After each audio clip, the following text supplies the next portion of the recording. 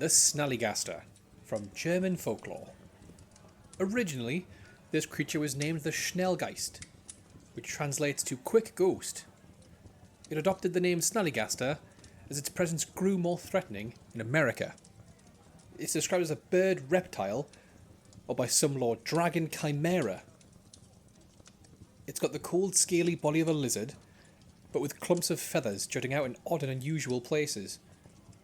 Sprouting from its back, you'll see two wings, so enormous, the shadow alone is said to carry an impending sense of dread.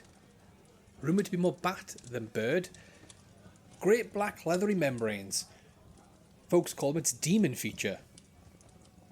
In place of scaly shoes, it's got razor-sharp talons, like that of a deadly aerial predator. Looking up, you'll see its long, elegant neck, stolen from a swan, with a long pointed bill said to be almost metallic and lined with teeth, each one refined to an impossible point. But most unusual of all is what you'll find released from its hardened maw. The pictures I've seen of the beast make it look like it's tried to swallow a squid whole, but only managed its head, as long, slick, writhing tentacles dangle from its beak in a display I can only describe as rather eldritch. Curiously, some folks say these are actual tentacles, reaching up and out from the shallow of the creature's throat, while others fight for tellings that say this mass of undulating feelers make up its tongue. And to aid those folks, I did come across a few records that say these oceanic limbs are coloured a pinky red.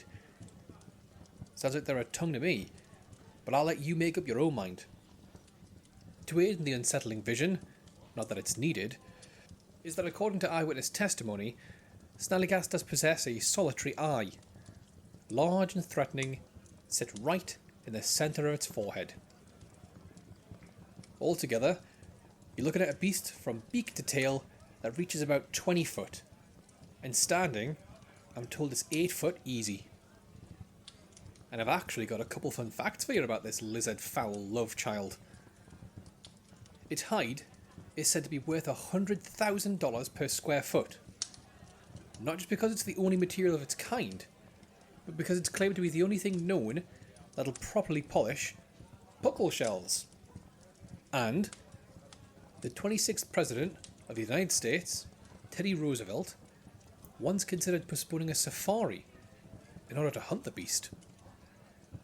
Now trust me when I say this is a creature you've got to see with your own eyes. So you'll be wanting to head over to Frederick County of Maryland, USA. That's where most of the recent sightings spawn. Folks say they see Snallygaster fly in and out of caves located deep in the southern mountains around the region. Also had a few farmers say they found Snallygaster nests in their barns, laying eggs the size of whiskey barrels. I even heard from one fella had him stumble through me doors with a shake in his step. Said he spooked a Snallygaster by accident at work, after he spotted something sleeping near his brick burning kiln, round the Maryland city of Cumberland. And there's even tales of Snallygasters reaching as far as West Virginia. I had a lucky run-in with a party that way. Mentioned every winter, they're catching tracks of the creature. You might want to hire a wagon for this expedition, adventurer. Maryland to West Virginia is a canny trek on foot. So do you fancy knowing what this eldritch griffin can do? To start, I'll say it straight. Those accounts I mentioned earlier were all from folk who'd been out walking at night. Except for the brick burner, he caught the creature in the sunny light of day. What I'm saying here is Snallygasters are nocturnal creatures, which is good news for you. No need to stalk cold, dark cemeteries in the dead of night, like the Dragovac. For this quest, you'll get to enjoy the warm, sunny rays of day.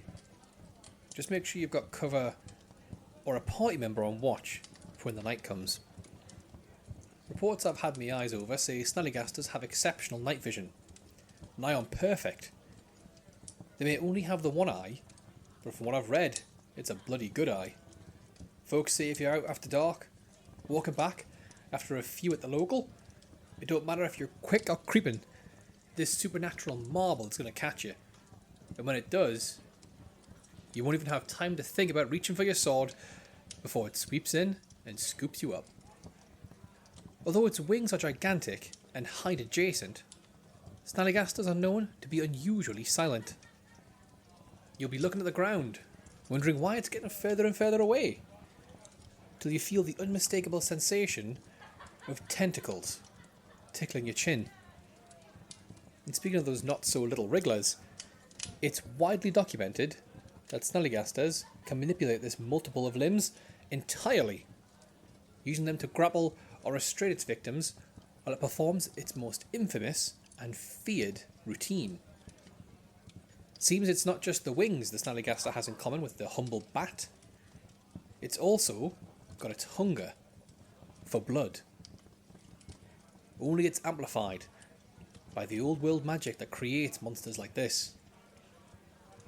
If you're unfortunate enough to be selected for an aerial tour of the US, then according to some of the earliest tales on the Snallygaster, it'll use its metallic beak to slit your throat with surgical precision. And it must be quite an intelligent creature, as folks who found the bodies say it's always the jugular that's targeted. Then the beast's remaining tongues will worm their way in and around the entry site, like a straw into a paper carton. They'll drink you dry, ensuring not a drop is spilt. Now I know that sounds pretty horrific. Hopeless even. I mean, your choices are either be lunch, or scramble around and fall to your death. But it's not all bad news. At least not for your loved ones. You see, law on the Snallygaster says they sustain themselves purely on a liquid diet. And after they've squeezed every last drop out of you, you're free to go. It's really rather quite nice of them when you think about it. Oh, you're definitely dead, mind. Yeah, this legion of muscular straws are kind of proficient at their job. And even if you manage to hide half a pint in your fingers and toes, well, the fall's going to get you instead. But if your armour's made of quality stuff, there should be enough of you left to send off for burial.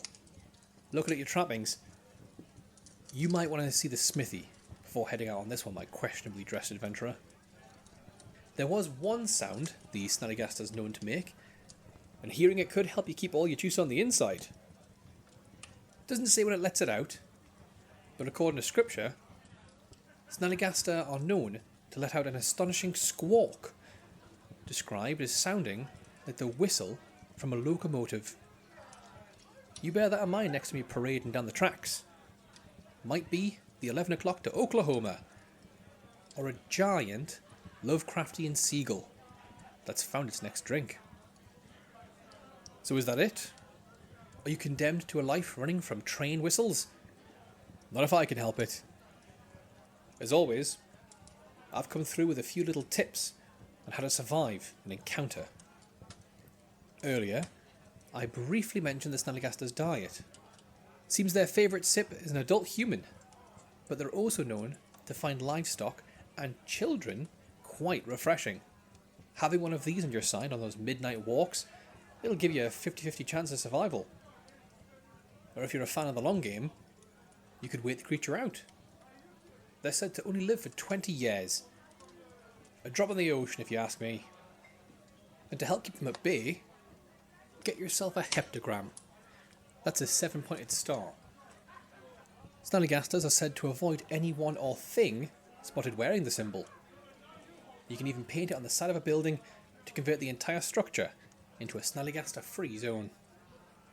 If you can't get your hands on a heptagram, child or cow, try looking for a deweo. They're like an upright dog, and one will cover in a later visit. Legend states that the mortal enemies of the Snallygaster guaranteed to take the attention off all that lovely blood you're carrying round.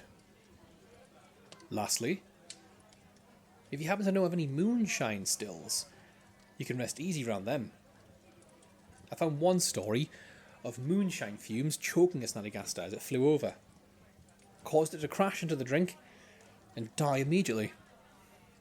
Speaking of moonshine, let's get you a couple shots. Maybe your breath will scare the